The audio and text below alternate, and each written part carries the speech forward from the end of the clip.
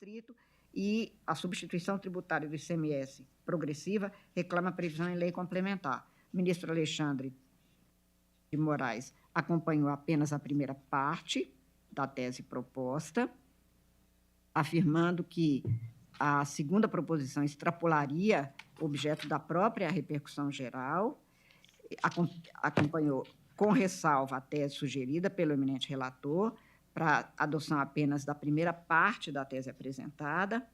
e eu acompanhei, como disse, o ministro Alexandre de Moraes. Acompanhei apenas, portanto, quanto à primeira parte da tese. Mas, no caso, a despeito de eu fazer essa digressão, não se está a questionar o que foi decidido no tema 456 da repercussão geral, mas se ela estaria sendo aplicada para fins de estabilidade e coerência das decisões judiciais. E aí eu estou citando o entendimento doutrinário, no sentido de que a tese pode levar à conclusão equivocada de que, para implementar a substituição tributária progressiva do ICMS,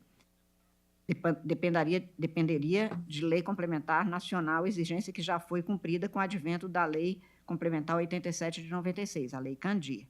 Na lei nacional, a substituição é prevista em normas gerais, cabendo às leis ordinárias estaduais e distritais a efetiva atribuição de responsabilidade ao substituto, que é a Lei Complementar 87. Em se tratando de ICMS, tem-se na doutrina, a substituição é implementada pela conjunção da Lei Complementar Nacional com a Lei Ordinária Estadual, normalmente seguida pelo detalhamento operacional realizado pela regulamentação introduzida por decreto do governador. E aí cita-se, na doutrina, a ação direta de inconstitucionalidade 5702 do Distrito Federal.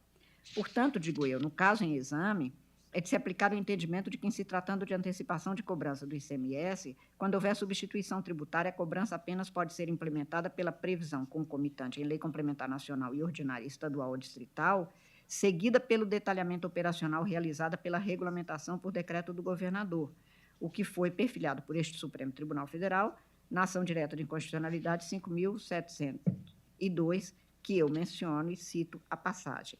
A lei complementar que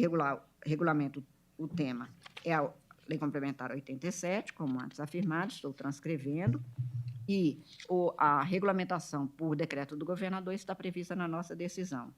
Diferente, portanto, do alegado pelo agravante, no acórdão recorrido está expresso que a cobrança do ICMS por antecipação com substituição no Estado de São Paulo não ocorre por delegação genérica e limitada do Poder Executivo,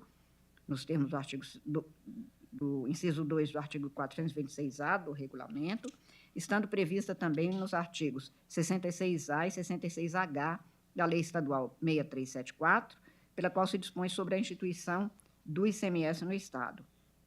Eu faço ainda a anotação de que, no voto do desembargador relator no acórdão recorrido, teve-se o cotejo entre o regulamento legal da antecipação tributária antecipação sem substituição tributária com a antecipação tributária com substituição, concluindo-se no acórdão recorrido, nos termos do que foi decidido, que no Estado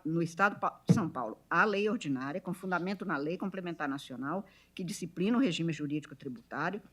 quanto à antecipação do tributo por substituição. Estou transcrevendo a passagem expressa do acórdão nesse sentido, transcrevendo também a legislação estadual e o regulamento, como eu disse,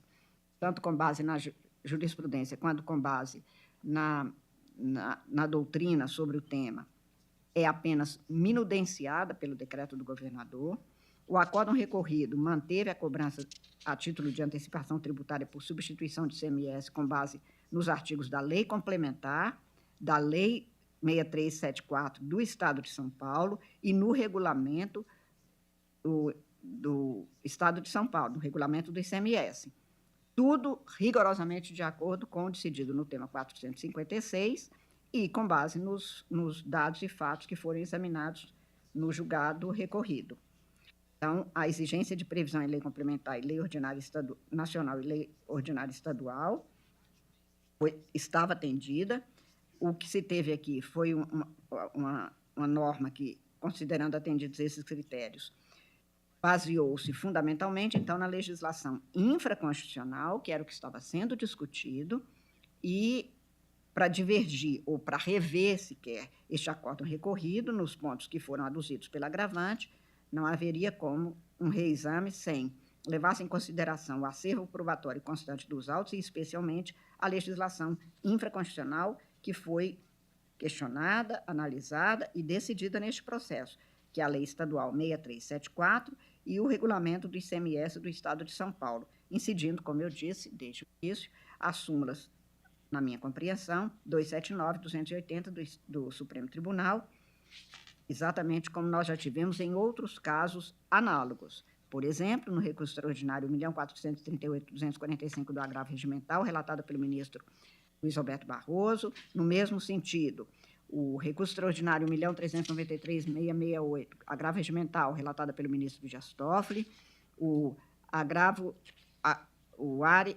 regimental nos embargos de declaração no ARE 1.434.846, relatada pelo ministro Rosa Weber,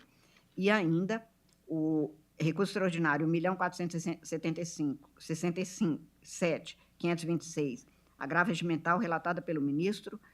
Luiz Fux. E estou ainda mencionando várias outras decisões monocráticas sobre a mesma matéria e no mesmo sentido. Nas razões de recurso extraordinário, a agravante ainda pediu, em caráter subsidiário, o reconhecimento de ofensa ao parágrafo 7º do artigo 150 da Constituição para afastar a cobrança do ICMS por substituição tributária sobre fato gerador presumido, que alegou não ter ocorrido e constituir esse fato incontroverso nos autos. Estou afirmando que a questão não é fato incontroverso, como alegada pela agravante, até porque o Estado de São Paulo afirmou expressamente que houve fato gerador presumido de ICMS e, por isso, a autora declarou, mas não pagou ICMS e, posteriormente, vem afirmar que o fato gerador não ocorreu. Portanto, e isso foi analisado pelo Tribunal de Origem, que, tendo-se no acórdão proferido, que, quanto à alegação da autora de que o valor cobrado pela Fazenda do Estado a título de diferenças de ICMS seria superior àquele devido, caso ela tivesse procedido ao recolhimento antecipado do imposto na entrada da mercadoria no território paulista, constatou o perito judicial subscritor dos atos que o valor efetivamente devido pela autora seria de R$ 1.058.937,33. Portanto, o que se tem aqui é, sim, matéria controversa que teria que ser analisada verificando os fatos e dados que constam dos autos. Não haveria como, portanto, se chegar à conclusão diversa daquela que foi expendida pelo Tribunal Paulista, sem se adentrar ao acervo fático probatório. Portanto, a alegada contrariedade à Constituição, se tivesse ocorrida, evidentemente, seria, na minha compreensão, indireta, razão pela qual os argumentos da agravante parecem-me insuficientes para modificar a decisão agravada, e eu estou, senhor presidente, mantendo o meu voto no sentido de negar provimento ao agravo regimental. Como voto, senhor presidente? Agradeço, ministra Carmen Lúcia. Alongado. Não, é importante. A questão realmente é uma questão tributária importante. A ministra Carmen Lúcia manteve o voto, negando o provimento ao recurso extraordinário e, consequentemente, mantendo o acórdão recorrido. Passo a palavra ao ministro Luiz Fux, pois foi o ministro que destacou na sessão virtual. Senhor presidente, reiterando os cumprimentos a todos aqui presentes, os advogados também, na verdade, a ministra Carmen Lúcia agora trouxe elementos supervenientes, mas, na verdade, houve uma decisão de não conhecimento do recurso extraordinário. E aqui há duas questões de índole constitucional que merecem ser analisadas, no meu modo de ver, na repercussão geral. A primeira está prevista no artigo 150, parágrafo 7, que diz: a lei poderá atribuir ao sujeito passivo da obrigação tributária a condição de responsável pelo pagamento do imposto ou contribuição cujo fato gerador deva ocorrer posteriormente, assegurada a imediata e preferencial restituição da quantia paga, caso não se realize o fato gerador presumido. Então, o fato não se realizou, e aí, então, o que se pretende é exatamente que, não tendo sido realizado o fato gerador, que não incidiria o tributo. E a segunda questão é exatamente essa, referente à delegação para regular a substituição tributária por um mero regulamento, o que o Supremo já considerou que é preciso ter uma lei complementar e uma lei estadual. E, na verdade, aqui o substrato normativo é o regimento, esse artigo do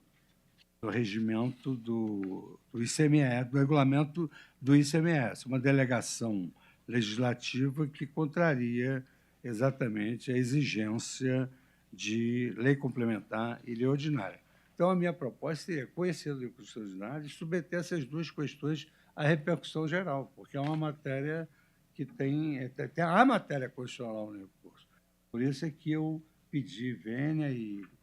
destaquei para que essa matéria fosse submetida ao plenário na repercussão geral, principalmente porque, para manter a minha coerência, eu decidi inúmeros recursos assim no STJ. Agradeço ao ministro Luiz Fux, que traz uma divergência